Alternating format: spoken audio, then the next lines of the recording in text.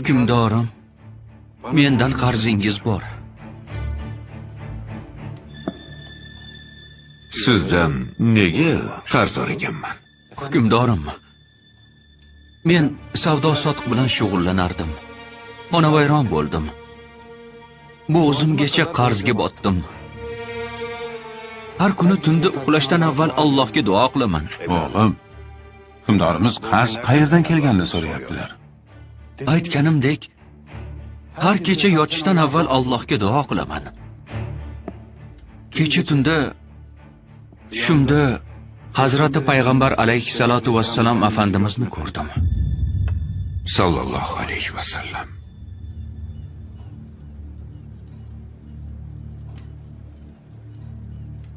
Ular menga Hamidimizga ayt. Har tunda aytadigan salovat va salom va zikrni kecha aytishni unutdi. Borib ehtiyojini undan so'ra dedilar.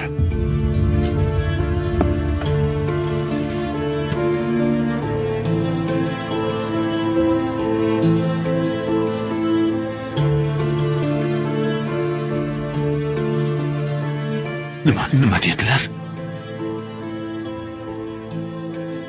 Hamidimiz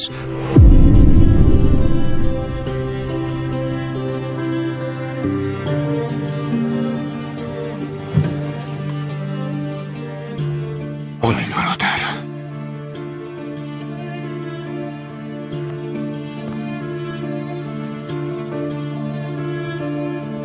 Nima dedilar? Yana qaytaringchi.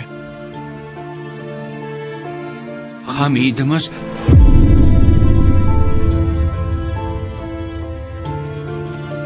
Oling birodar.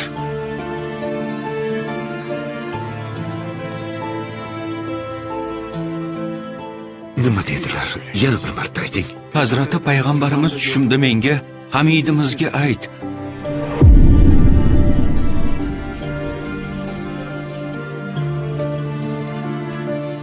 Oling.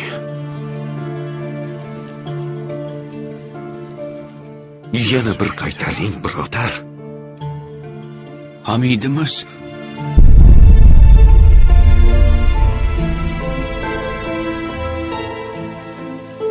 Oling birodar.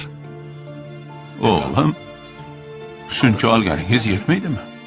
Yetadi podsho, hoziroq qarzlarimni uzaman.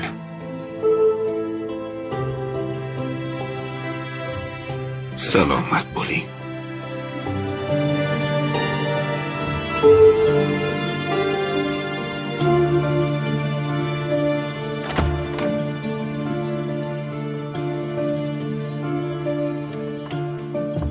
Hukmdorim,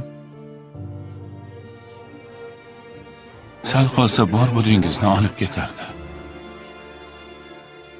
Nimalar deyapsiz podsho?